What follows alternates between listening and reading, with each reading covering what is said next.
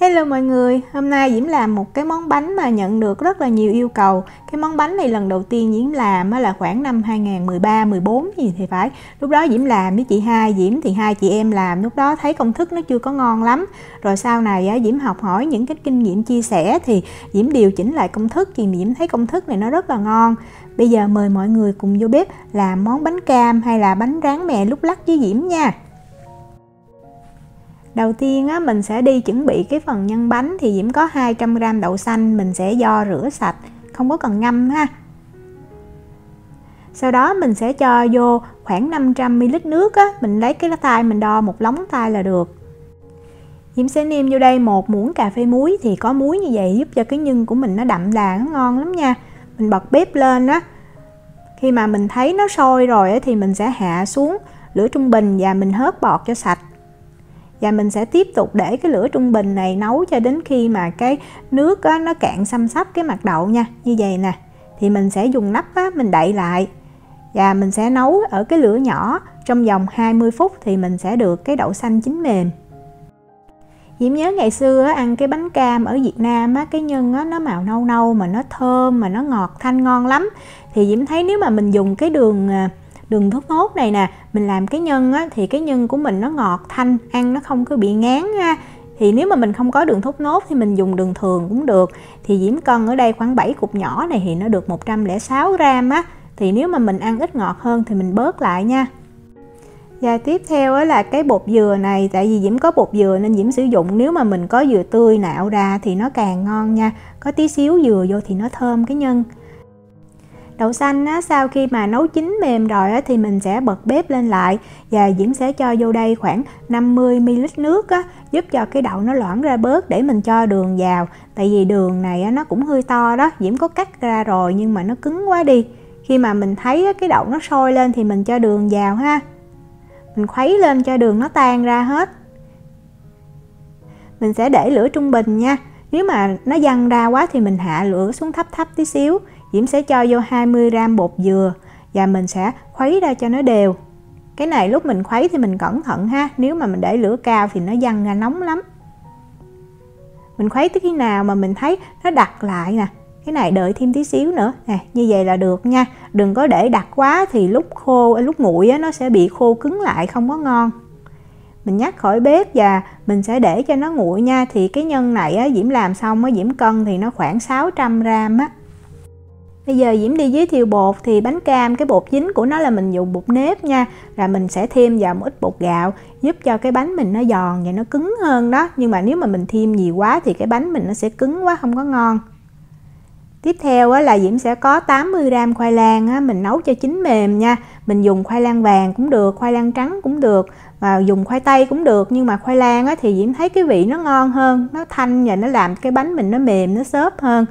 Mình sẽ tán ra cho thật là nhuyễn nhớ là tán ra cho nó nhuyễn nha.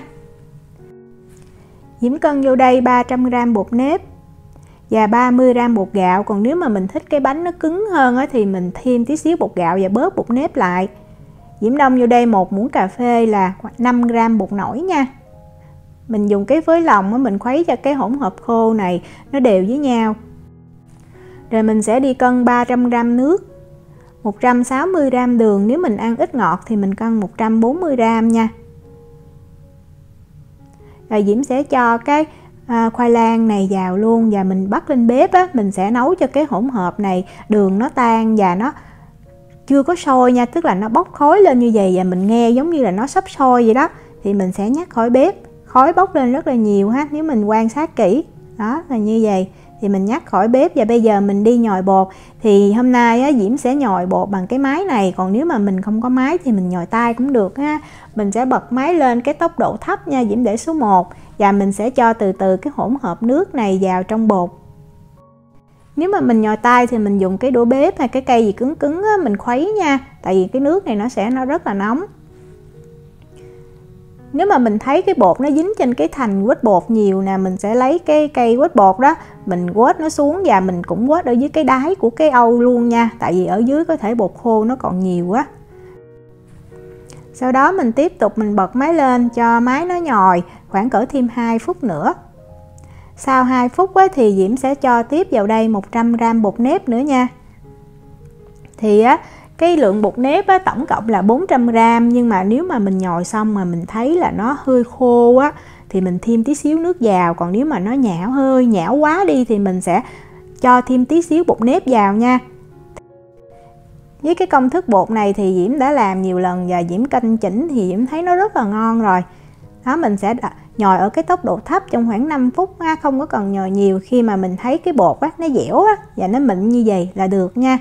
Rồi bây giờ mình sẽ mang bột đi ủ, thì bột này ủ khoảng cỡ 30 phút là mình có thể mình lấy mình làm được rồi. Đó, nó là như vậy. Mình nhớ đậy kín lại nha, tại vì nếu mà không đậy kín á, thì bột nó rất là dễ bị khô. Bây giờ Diễm sẽ đi chia nhân, thì Diễm cân á, mỗi viên nhân là 20g nha. Thì cái lượng nhân này mình sẽ làm được 30 cái bánh. Mà hôm nay á, làm sao chia xíu sao còn có 29 cái, chứ lúc trước thường làm là 15 viên là phân nửa công thức á, thì gấp đôi lên là 30 viên. Bột á, sau khi mà ủ được 30 phút rồi á thì mình lấy ra, ở trên cái màng nó đóng hơi nước. Đó, mình bóp thì mình thấy nó tức là nó không có khô quá mà cũng không phải thiệt là nhão nha. Như vậy rất là ngon. Mình sẽ dùng cái màng bọc thực phẩm á, mình đậy lại cái chỗ bột nào mà mình chưa có dùng á. Tại vì nếu mà không đậy thì cái bột này nó rất là mau khô, mà nó khô thì nặng nó khó lắm. Bột này á, thì mình chia mỗi cục á, là từ 20 cho tới 25g. Trong video này thì Diễm chia 23g. Mình xe cục bột cho tròn, sau đó mình sẽ dùng cái mu bàn tay mình ấn cái cục bột cho nó dẹp xuống. Và mình chỉnh ra cho miếng bột nó to ra hơn tí xíu nữa, nhưng mà đừng to quá nha. Miễn sao mình cho cái viên nhân vô thì cái rìa nó còn khoảng 1cm. Rồi mình sẽ lật ngược lại và mình sẽ cho cái miếng bột gọn trong cái lòng bàn tay mình đó, như vậy nè. Và mình vừa xoay mà mình vừa kéo cái miếng bột xuống. Thì cái cách làm như vậy á, thì Diễm thấy là mình bọc cái miếng bột nó kín lắm, nó không có bị cái lỗ khí ở trong á, thì chiên cái bánh nó ít bị nổ hơn. Đó, mình cứ vừa xoay á, là mình túm cái miếng bột lại, túm cho thật là kín ha. Rồi sau đó mình quay cái bột lên, mình xe lại, mình nắn nó lại cho nó đều á. Rồi dùng hai lòng bàn tay mình xe cái viên bột lại cho thật là tròn. Mình xe khoảng cỡ 10 cái bánh á, thì có thể cái tay mình lúc đó nó dính bột khô nhiều á, thì mình sẽ đi rửa tay á, thì mình nặn cái bánh nó sẽ dễ hơn. Cái bột nó không bị dính vô tay nữa. Bây giờ Diễm đi rửa tay rồi Diễm nặn tiếp. Đây là cái bột còn dư lại thì khoảng cỡ 200g á, thì bây giờ Diễm sẽ chia cái này ra làm 5 phần để Diễm làm cái bánh bột không. Thì Victor nhà Diễm nó thích ăn cái bánh bột không như vậy, như là bánh nếp chiên trong mấy cái tiệm điểm sắm gì đó. Đó, mình xe bột cho tròn, xong mình ấn xuống, rồi mình dùng cái ngón cái mình á ấn vô ngay giữa, lật xuống, mình xe thì mình sẽ được cái bánh này á, gọi là ở Việt Nam hình như gọi là bánh còng thì phải. Đó, vậy là Diễm đã xe xong hết được 29 cái viên bột rồi nè. Diễm sẽ cho vô đây 1 muỗng cà phê bột gạo và 5 muỗng cà phê nước. Mình làm cái hỗn hợp nước này để mình lăn cái viên bột qua đây, mình tẩm mè cho nó dễ. Mình cho ra một cái dĩa đó khoảng cỡ 100g á, tùy á, mình cho ra trước 100g, nếu thiếu thì mình cho thêm. Mình lấy viên bột á, mình tẩm qua nước, rồi sau đó mình mới đem ra mình lăn qua mè. Thì như vậy á, cái mè nó sẽ dính chặt á, mình chiên nó không có bị rớt ra ngoài nhiều. Mình phủ mè lên đều lên cái viên bột á, rồi mình dùng hai tay á, mình giống như là mình ép cho nó dính vô vậy đó. Đó, làm như vậy.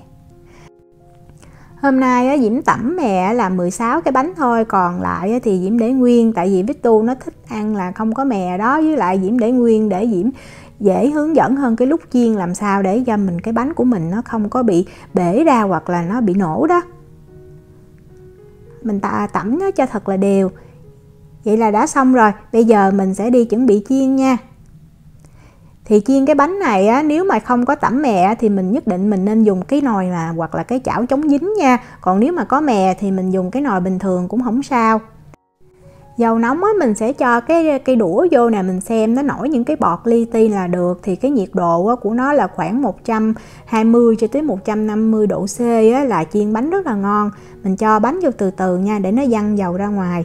Thì lúc mà cho bánh vô á, thì mình cứ để yên, mình đừng có chạm vào ha. Khi nào mà mình thấy là bánh á, bắt đầu á, nó nổi lên khỏi cái mặt dầu á, thì lúc đó mình mới dùng đũa hoặc là dùng cái đồ vớt hay cái muỗng gì cũng được. Mình sẽ làm sao mà cho bánh á, lúc nào nó cũng được chuyển động á, và nó sẽ ngập trong dầu nha.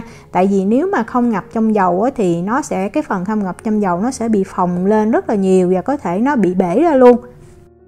Thì cái bánh này á, Diễm chiên khoảng cỡ 5-6 phút gì á là nó chín vàng á, mình thấy vàng á thì mình vớt ra là được. Đây là Diễm đã chiên xong phần bánh không có mè nè, cái này là bánh còng nè.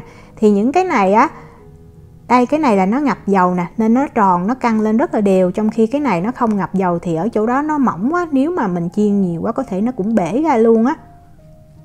Bây giờ Diễm sẽ tiếp tục chiên bánh có mè. Thì chiên bánh có mè nó dễ hơn bánh không có mè.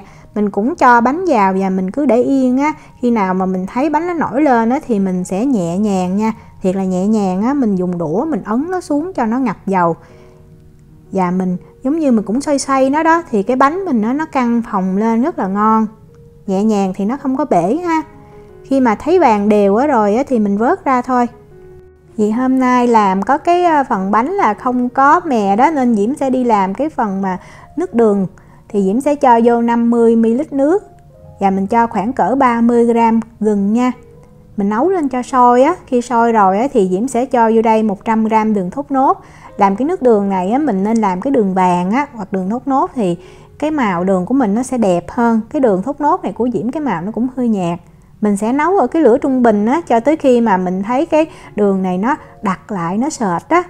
Thì mình thử bằng cách là mình lấy một cái chén nước đó, mình nhỏ vô một giọt á, mà mình thấy nó không có tan ra thì là được. Mình đừng có thắng cho nó cứng quá, nó cứng thì Diễm thấy ăn nó dính răng lắm. Đó, như vậy nè, sau đó mình sẽ phết lên bánh nha, hoặc là mình nhúng vô cũng được. Vậy là mình đã hoàn thành xong món bánh rán lúc lắc, hay bánh rán mè, hay là bánh cam, cũng nhiều cách gọi ha. Đó, ngon lắm luôn, giòn đụm luôn mà nó phồng lên tròn trịa như vậy nè. Đây là bánh là sau một ngày rồi á, thì nó sẽ bị mềm. Đó, Diễm rờ thử á. Thì nếu mà nó mềm như vậy á, thì mình đừng có mang chiên lại nha. Mình chiên lại nó thấm dầu không có ngon. Mình có cái lò air fry này nè, mình cho vô, mình bật lên 200 độ C và mình để khoảng từ 5 cho tới 7 phút á, thì mình sẽ được cái bánh nó giòn rụm luôn, ngon lắm luôn. Cái này là Diễm chừa lại có 2 cái, tại hôm qua làm xong là một phần ăn rồi phần cũng đem cho đó. Lúc mình mở ra thì mình thấy nó cứng và nó phồng căng lên như vậy là được nha. Để Diễm cắt thử ra bên trong. Bánh để qua ngày hôm sau ăn cũng rất là ngon luôn. Mình hâm lại như vậy nè, nó giòn rụm, ngon lắm. Diễm chúc mọi người thành công với món bánh cam lúc lắc này nha. Nếu mà có thắc mắc gì thì cứ để lại lời nhắn hoặc là nhắn tin cho Diễm. Diễm cảm ơn mọi người đã quan tâm theo dõi video rất là nhiều. Hẹn gặp lại trong những video tiếp theo. Chào tạm biệt.